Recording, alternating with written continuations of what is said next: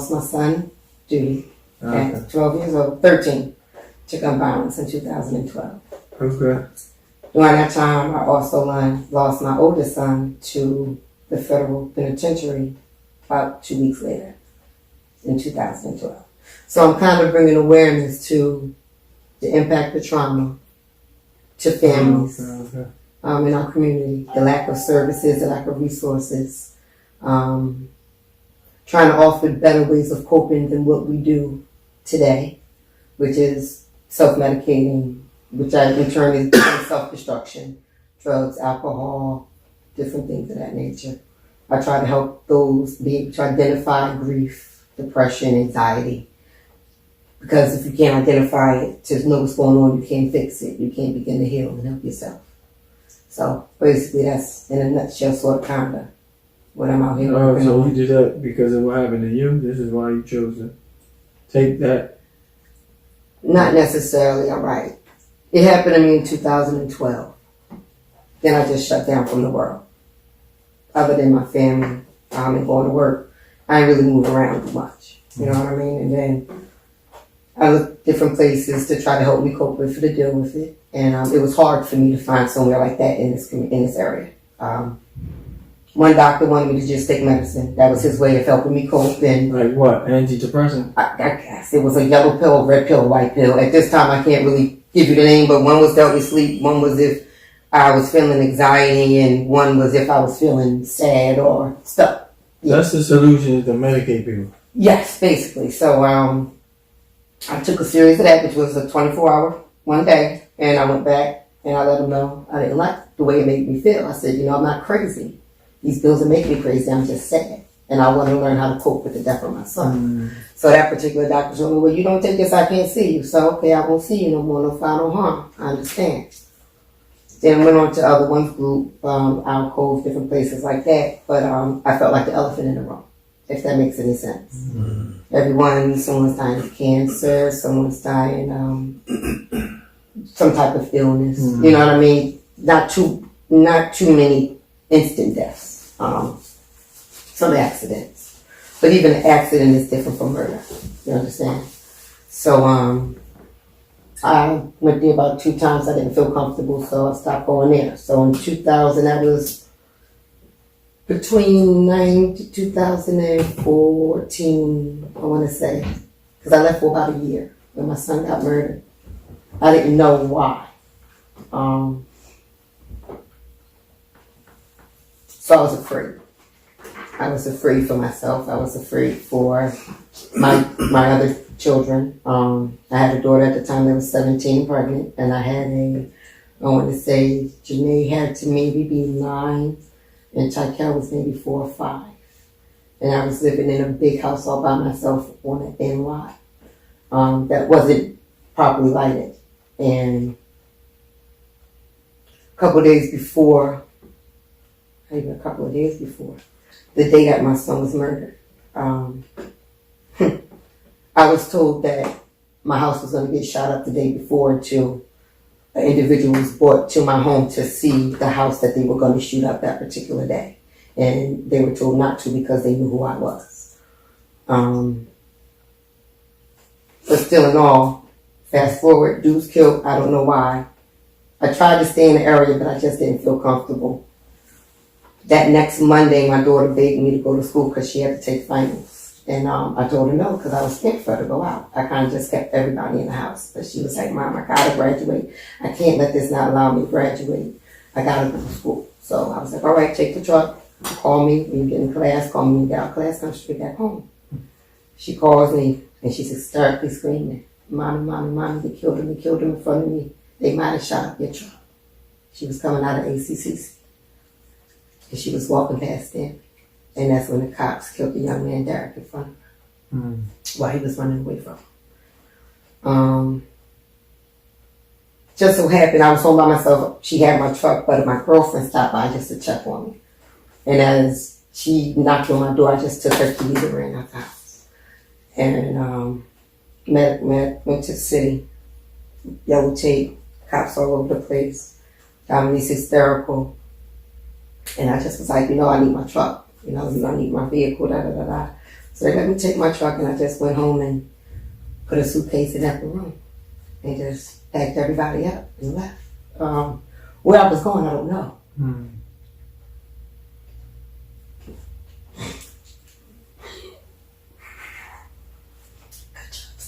I'm sorry.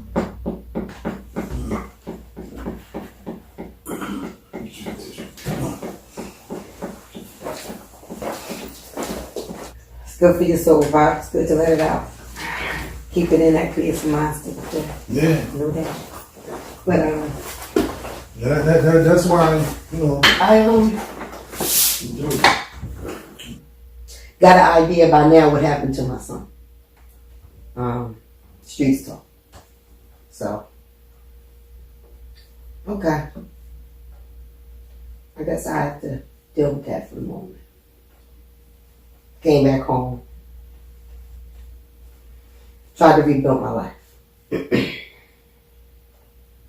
But then on social media, I kept seeing this baby shot down, that baby shot down, this girlfriend crying, my girlfriend's girlfriend crying, somebody my sister went to school with crying. You understand? Just the rapid deaths of our children, or someone's brother, or someone's uncle, or someone's father. You understand? So, January of 2016, January 27th, at the Pleasantville Rec, I said, you know what, I'm gonna get a group for us. You know, maybe if I could gather a bunch of us that are living the same life and can relate to each other's story, that can become, I didn't think of it as a healing circle at that point. I just thought somewhere for us to vent, you know, complain and tell how we feeling, and somebody can understand us because we all kind of live in the same thing. So I started something called Broken Hearted Due to Gun Violence. And actually it was a pretty decent turnout. It was about 15 to 20 people came. Mothers, uncles, not too many guys come out. A lot more women. Yeah. But at the end of that, I was like, we can't keep sitting around doing this. Like, it gotta be something more than this. So I just started doing like a lot of research. I started connecting with different organizations, unfortunately outside of this area, because the support is like still none here. So I started reaching out to different people that I've met through different networks and things, and I was connected to an organization called Crime Survivors for Safety and Justice, and they were based out of Cali, and they came to Atlantic City. But at that time, I was a family advocate for incarcerated families, incarcerated individuals and their families. Started doing some trainings. I went to Cali for a couple of days and did victim advocacy training. And then I was introduced to something called Survivor Sleep. And I was like, well, what is that? They said, well, you know, it's National Crime Survivors Week, August 6th to August 13th. Not August, April. Every year, it's a national awareness for crime survivors, their rights, things of that nature. So I went and I was like, oh wow, this is really cool. It was people from all over the U.S. that could relate to what I was going through. And I could feel, you know, understand my story. So I said, I want to do this when I go back home. Because we don't got this in Jersey. Well, I didn't think we had it in Jersey because my baby been gone for now 5 years and I've never been informed of anything, you know, to this nature. And then I also learned about victims' compensation. And I was like, well, what is victims' compensation? Well, it's a fund that's governmentally granted through the Attorney General's office that assists crime survivors, funeral expenses, relocation, therapy services, lost wages, like all types of stuff. And I'm like, well, I don't recall being offered that when my son was murdered, but maybe I was, you know, I just don't recall it. So, but once I started coming up, when I came home and I started asking other people about it, like other crime survivors, people, they didn't know anything about it. Some did, some didn't. Those that did know about it, they told me they were denied for one reason or another. So then I started doing a little bit more research, looking a little bit deeper. And come to find out, Jersey get millions of dollars for victims of violent crime. And based on the statistics, urban and colored communities are the highest affected in the least help. We are the highest denied. 54% of the applications that are submitted by African Americans are denied by color for one reason or another. Your criminal background, if you have fines, if you have been convicted of a crime, if you are charged with a crime but not convicted yet, just mad different things. Or if the officer feel as though you did not cooperate with their investigation, you can be denied for services. Wow. So I'm like, okay, now that the community knows of these services, and I've been pushing. I'm like, okay, listen, you can get this, let's go for it. I linked up with an attorney up in North Jersey that does pro bono services for crime survivors. He's been doing it since, I want to say, like in the early 90s, I want to say. Rich Pompilio through the New Jersey Crime Law Center. And so I get the applications and I send them there. And they were coming back denied. So, and then some of them that were denied, we pushed back through the fight and they were turned over. But if we don't know that and we don't know how to do stuff like that, like based off the criteria, a lot of people just be like, I ain't bothering to apply. Because if you got A, B, and C, it basically says don't even bother. So even though there are a lot of crime survivors, there are a lot of people that need help, but based off of the qualifications and the laws and policies that are currently in place, we're not eligible for them. So based off of their qualifications, even if I would have known about victims comp, because duty caused his own death based off of their investigation, they wouldn't have helped me anyway. You can't get those amended? You can. Alright. If you have fines, and let's say they're lifted, or if you things of that nature, once they're paid off, you can go back and reapply. But now there's only a 3-year limit to do so. You understand? From the date the crime was committed. So if you don't get it done within that 3-year time span, doesn't matter. What we are doing now is I just went I've been working with different organizations to change the laws for crime survivors. And October 18th, we were just at the state capitol and it passed the city committee. But then? To change. They're going to amend it. Yeah. What's some of the things that you... some of the things that they're working on changing is what is the definition of a crime survivor? Who's defined as a crime survivor? Kind of change that definition around a little bit, because let's say you pass right now, right? And you have a child, but you're not married to that young lady, but you have a child with that young lady. But if your mother applies for a victim's comp, it's kind of, your daughter's mom would have to go through hoops to try to get assistance for your child. Because they weren't married. Right. Or I have a young man that he unfortunately he was killed when his baby was only 1 month old in North.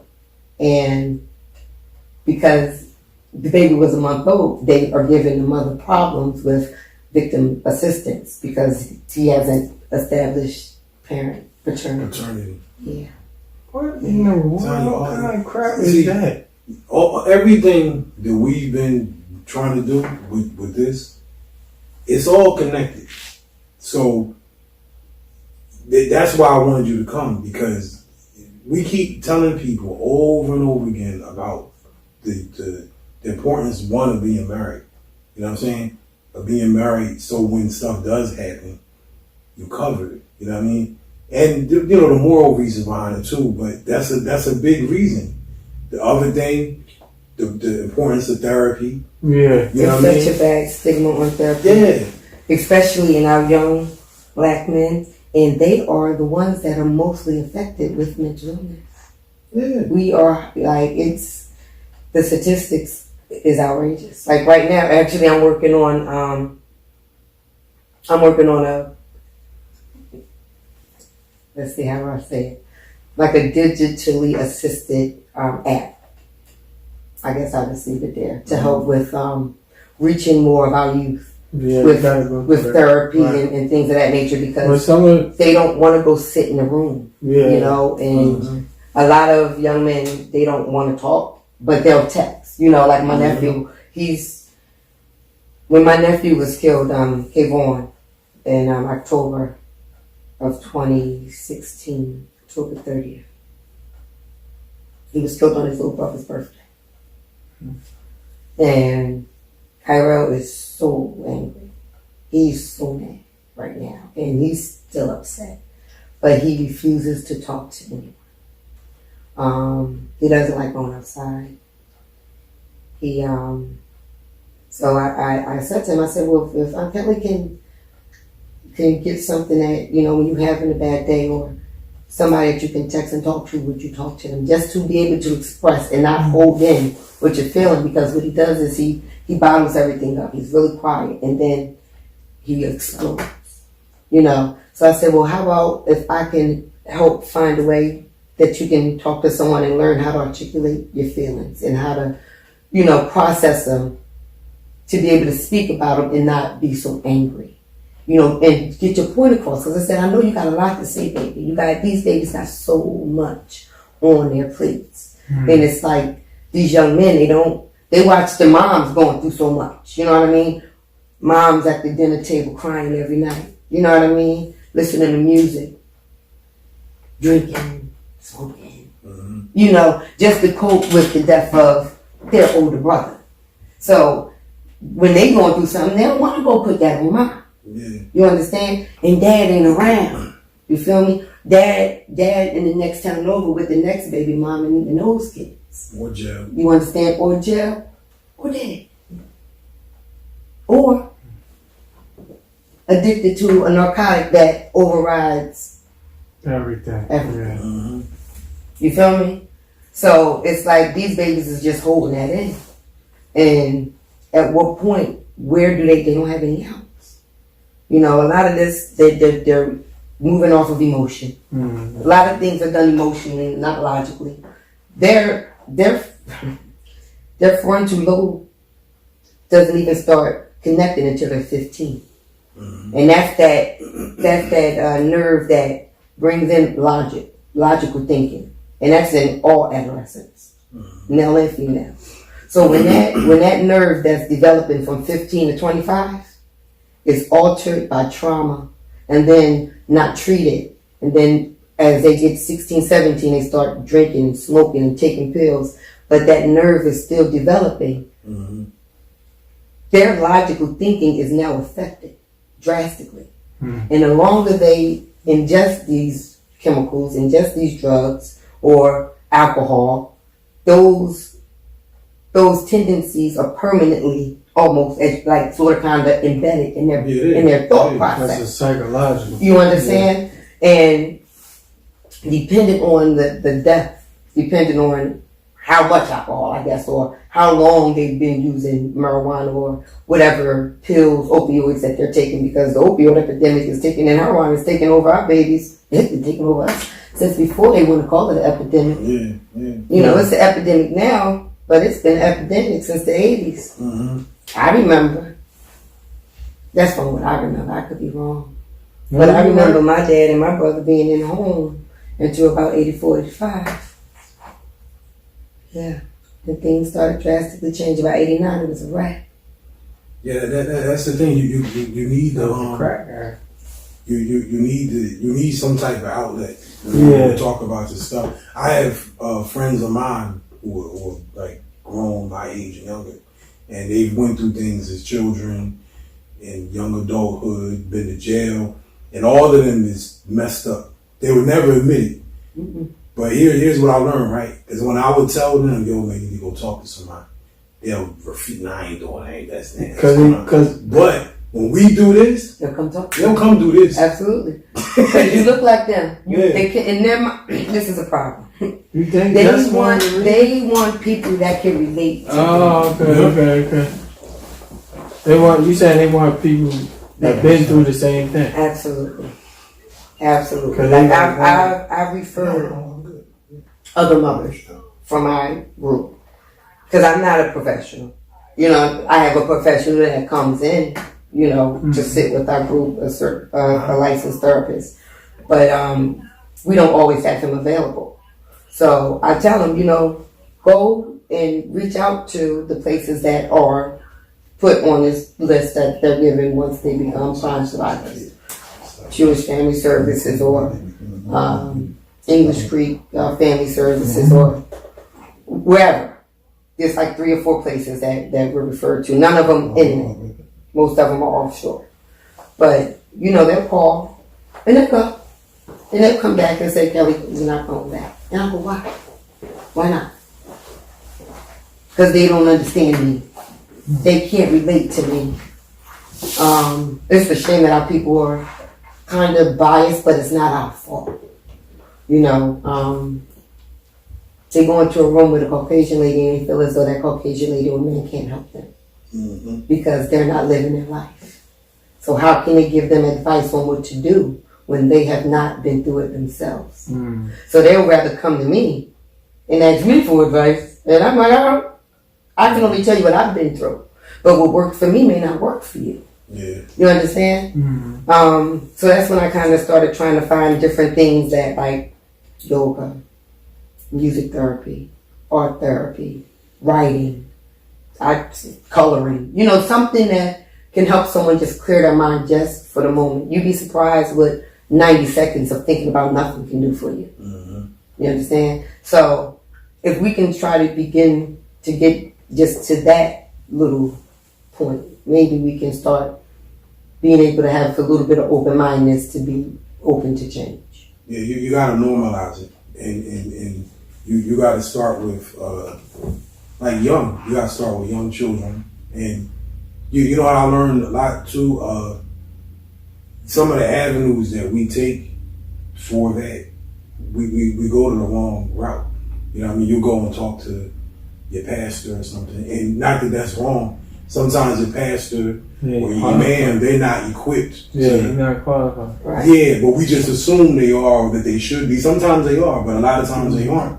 You know, and you just find yourself talking to random people. Like I got a friend of mine, and I mean, he literally just talked to random people, and it always come back like, yo, man, this dude, he always going to do something, and he don't realize it. But when I tell him, like, yo, man, you go see a doctor, man, go see a therapist. It's good for you.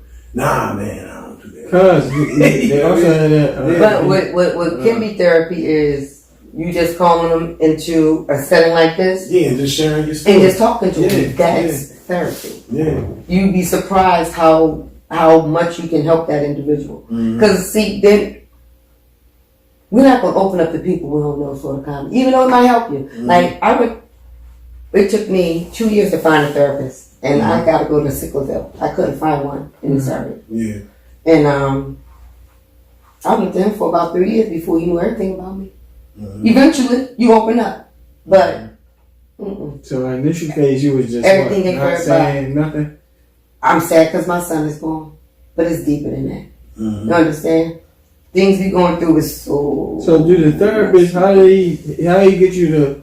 Because Dr. Smith is so real, bro. He lived what I lived. Does that make any sense? Yeah. Older brother from South Philly, West Philly. And he's lost the daughter. He's dealt with addiction. He's dealt with, he's lived our life. So he was, in my mind, I was comfortable.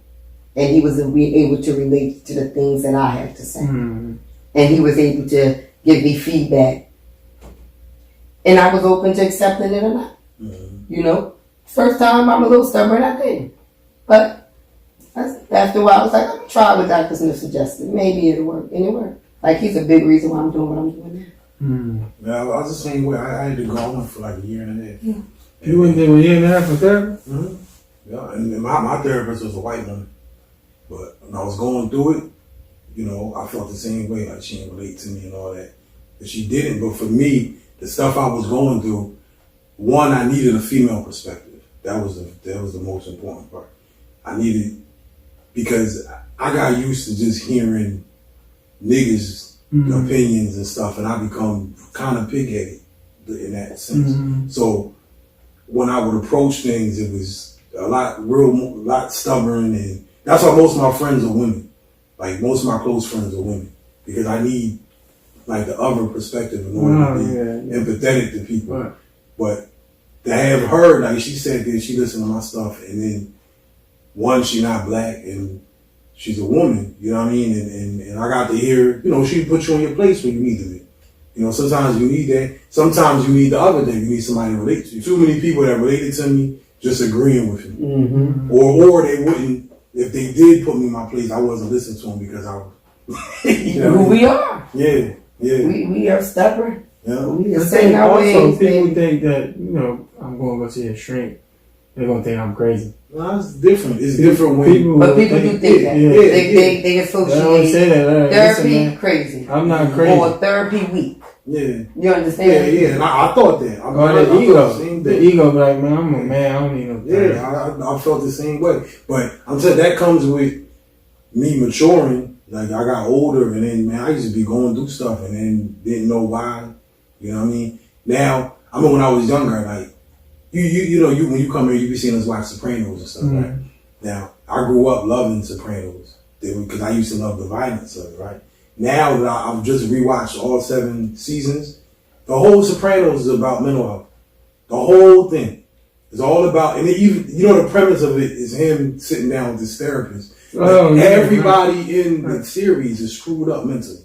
Every single one of them. A lot of them got trauma from living that life, from killing people, from seeing murders happen to children, the mother, everybody. And now that I'm older and I look back at it, I'm like, damn, like this is, I can understand it now. Because people act out based on old experiences and things that they hold. Oh yeah, that's what they tell you. Psychiatrists will tell you that. Yeah. That, you know, they say like... You say a lot of the things that adults go through now is based on childhood trauma. Yeah. And it's true. It is true. But that's the thing. If you can, you know, you kind of need therapists involved with your children when they're younger, so that way it help them work through those things. But it's hard to get the children But therapists when the parents aren't open to therapy. Exactly. You know, it's like, how do you, for example, young man needed a hearing aid. Mm-hmm. Grandmother went out her way to accommodate that. Mother says, you don't need that. So it's like you have to somehow educate the parents to realize what is needed for these babies to be successful. And at the end of the day, not end up like them.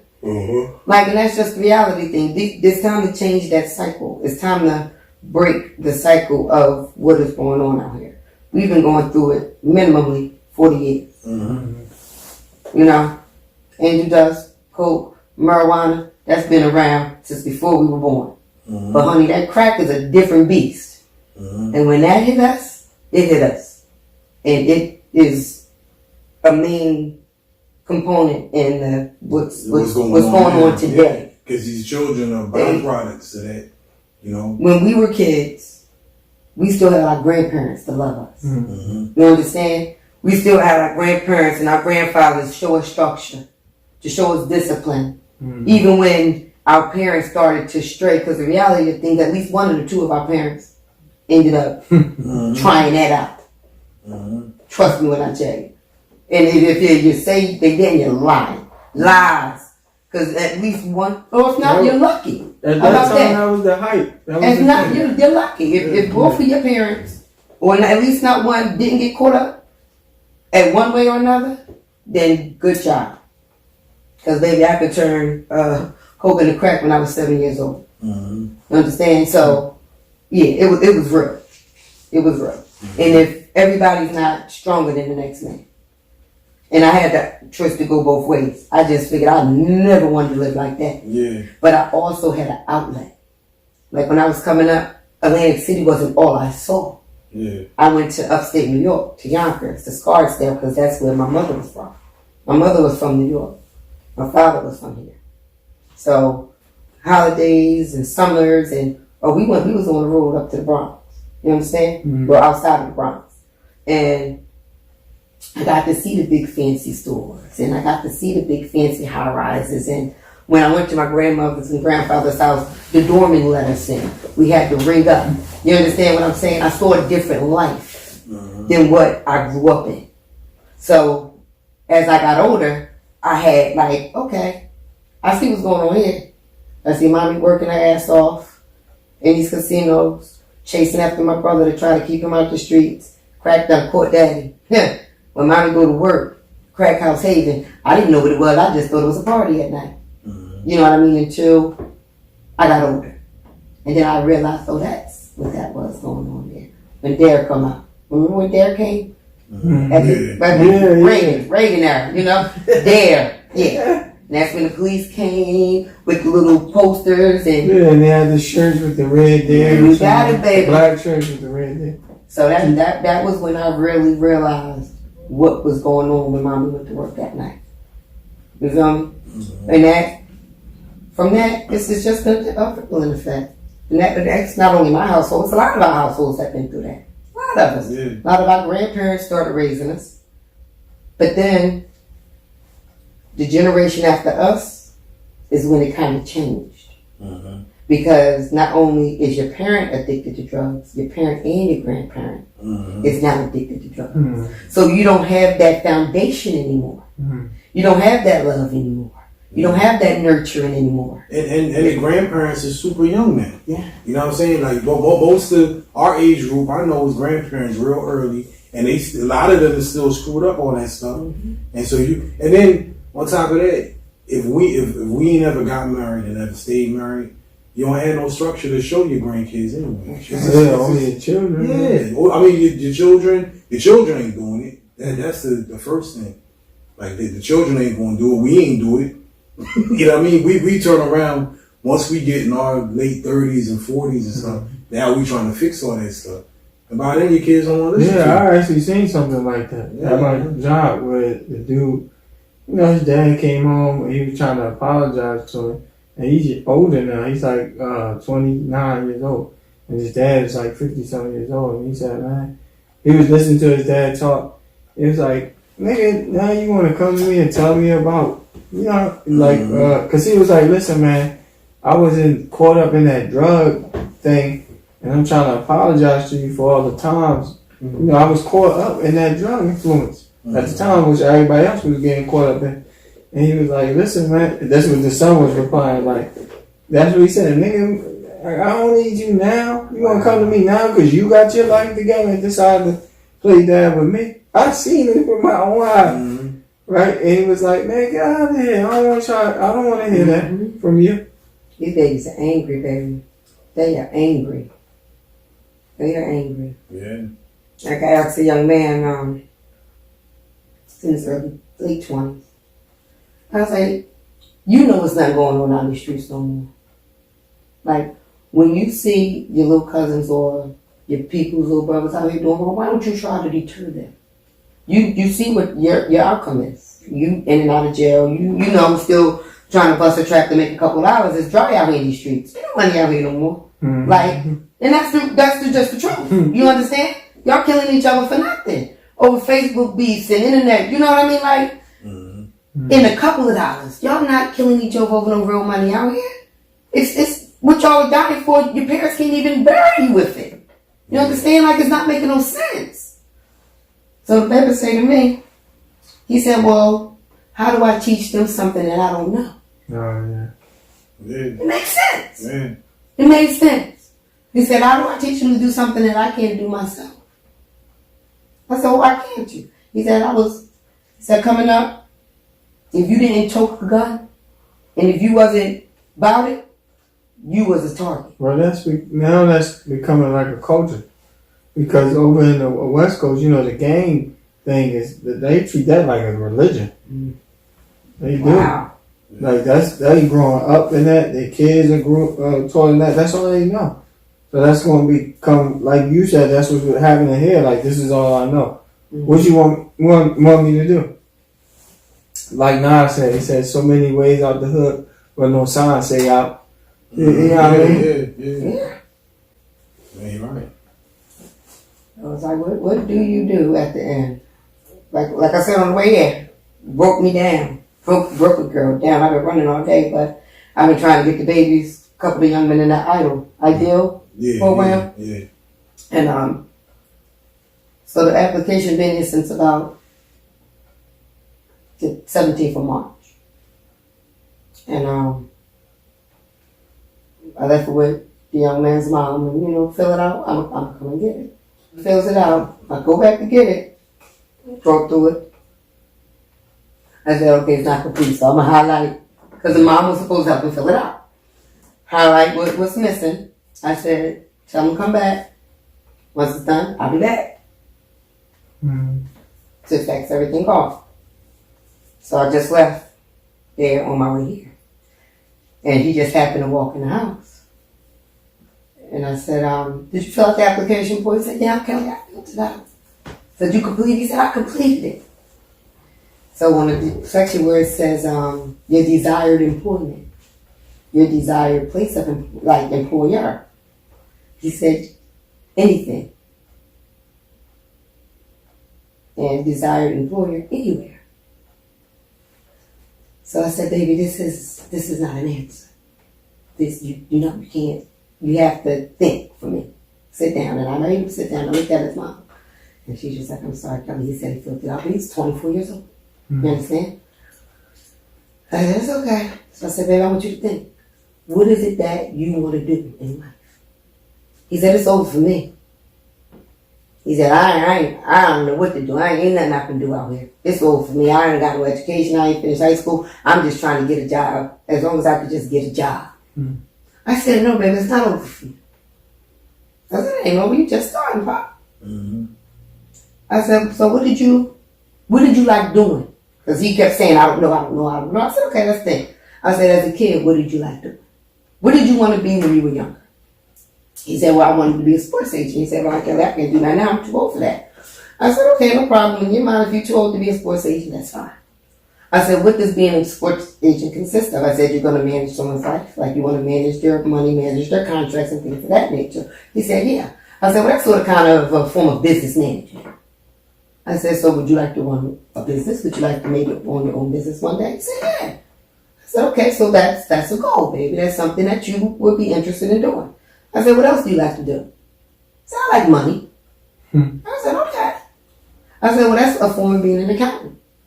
That's something that's a goal, but it took him about just to kind of. It's a process. Because it was just like nothing.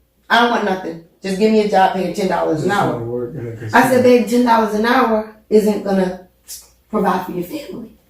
Like, you can't pay mortgage or rent, utilities, have a car if you don't have any type of transportation. $10 an hour is not going to pay for that, sweetheart. So, like, you have to set your standards just a little bit higher than that. And that just hurt my heart, kind of. You know what I mean? Because it's like, God damn, like, what the hell? Where's our babies? Where is the self-worth? Where is the self-love? Where is, like, the ambition to want something better than the bare minimum in life? Like, and where do we begin to build that up in these young men, in these young ladies? Like, where? At what point? And, like, y'all asking, like, what do we do? Yeah, what do we do? Like, I've tried to put together community forums of young men with different community leaders. Turn out 0 to 9. I've tried to put together a few different things. It's just the community support is crazy. It's very little. And the sad part is, like, somebody dies, these churches are packed to the capacity. Yeah, they show up.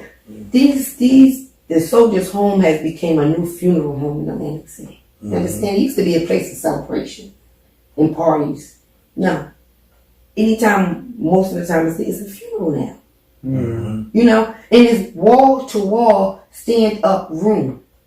And most of the causes of these deaths are through violent crimes. Now, you have someone that's trying to bring awareness to the violent crimes, awareness to the impact of our community, awareness to the impact of our babies. Like, we need trauma-informed counselors up in these schools.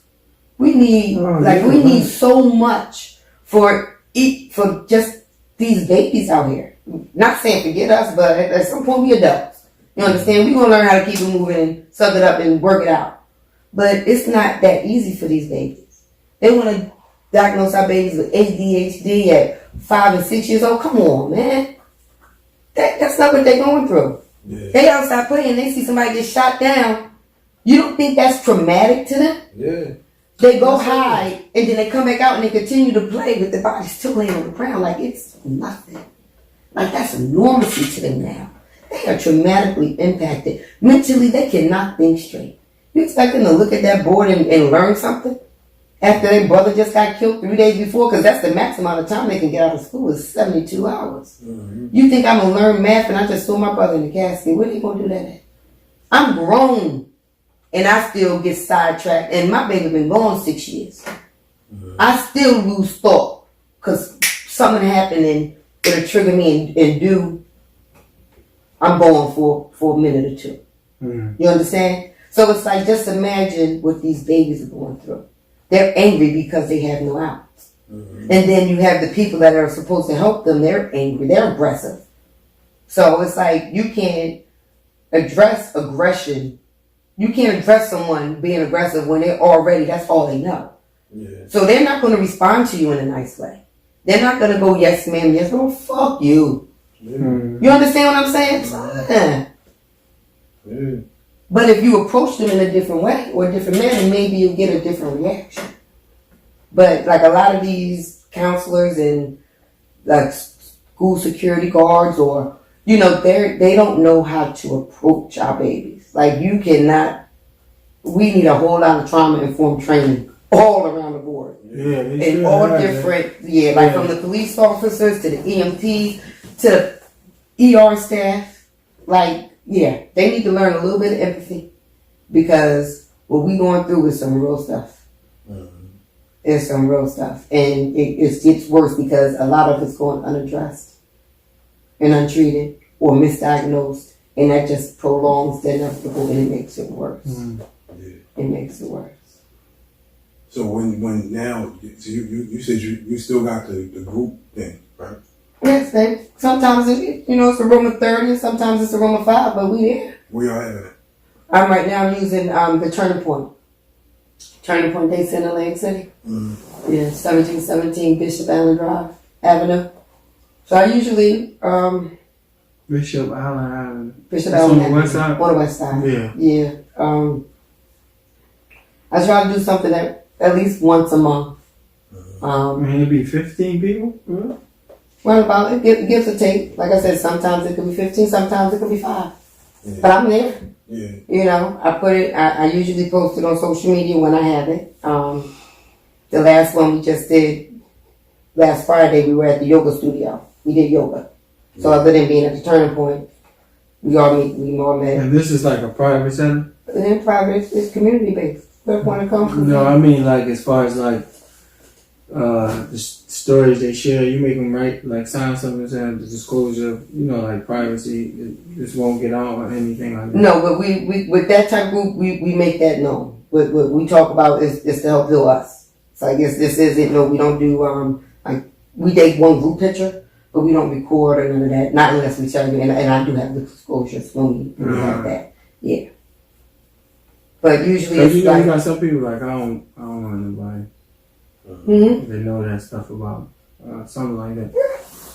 And that's spoke about at the beginning of every meeting. We want to try to create a safe place for everyone to be able to come and express their emotions and not worry about it going out to this one and going out to that one, because that's probably a lot of what keeps us disconnected, because everybody know everybody. You know what I mean? We're all going through this. So, you said most of them, the majority is women, right?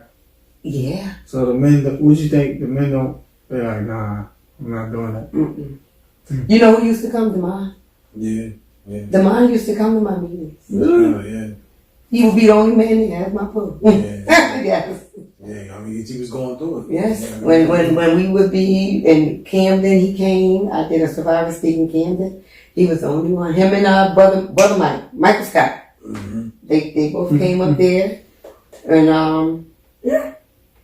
But other than that, nope.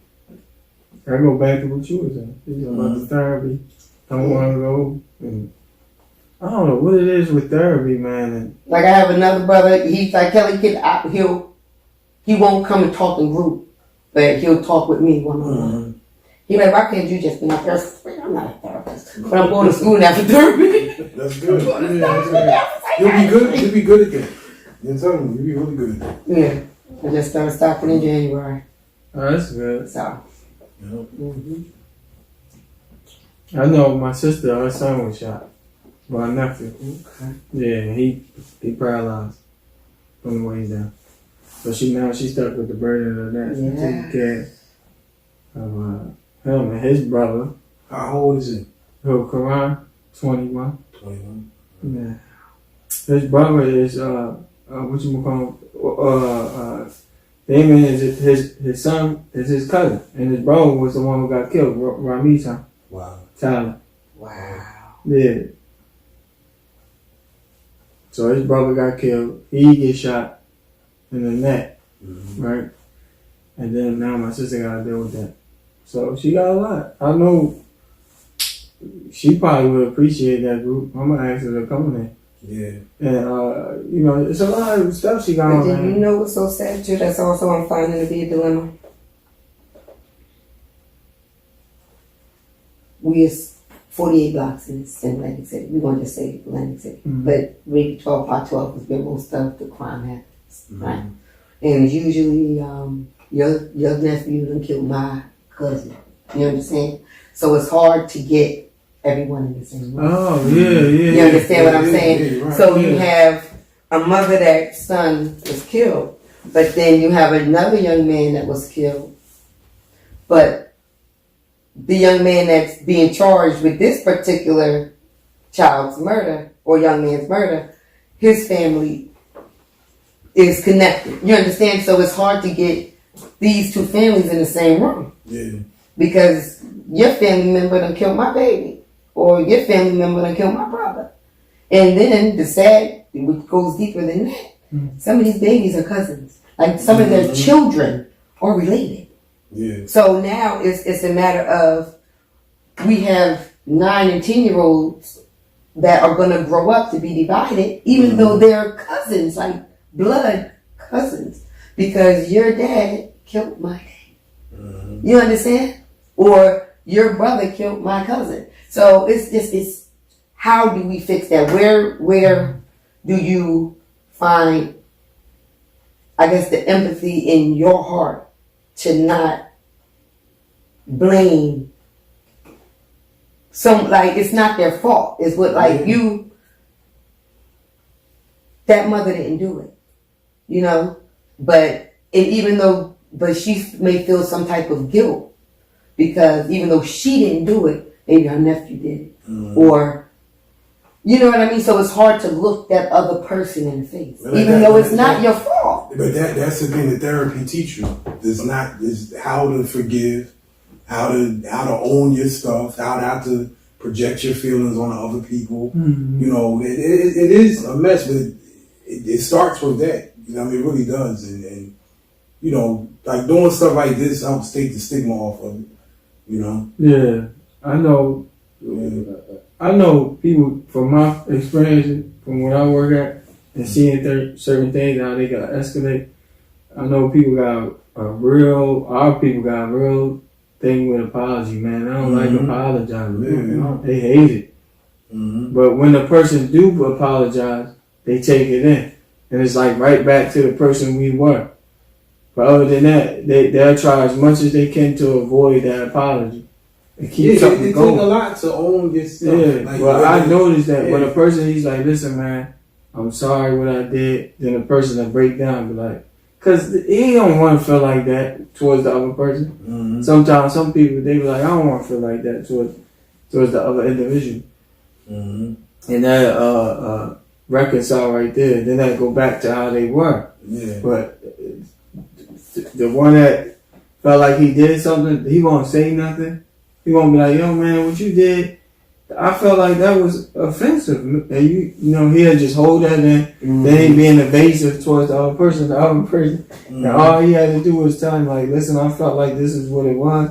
and then the person say, man, he can even respond two ways. He can say, man, F you, man, I don't care about how you feel. Like that. Or he can say, you know what, man, I apologize. And that's all he was looking for. Yeah. Was the apology. But there's something with us with apology, man. We don't like the apology. No, because we people are used to being victims, and they like being victims. Sometimes you may be a victim, but you still have to learn how to own your side of it, because you could be a victim and still offend somebody.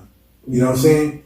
And maybe you would apologize if the other person just own up to what they did. Yeah. You know what I mean? But it's a big cycle, and you could cut back a lot of the violence and the murders and stuff that happen. I had friends in just in my crew, like when I was growing up, that murdered each other, and people still beef 20 years later today because of that.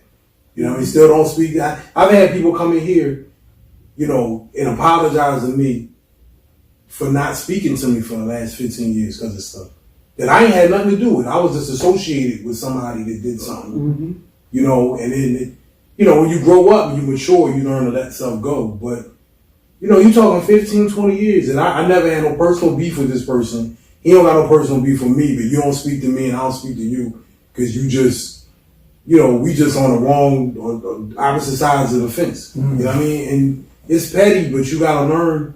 Somebody has to teach you how to do those things. Yeah. And but you have to be open to learn those things. You got to be open. You know, you got to be open to want to that's change. That's when you hear like your grandpa. I know my grandpa. He be like, listen, be a man. You know, like be the bigger man. Yeah. Say stuff like that. Yeah. And it's crazy because the way my grandpa and them things, like you were saying earlier, and how we are today, it's like weird. They was just for it. Like it is what it is.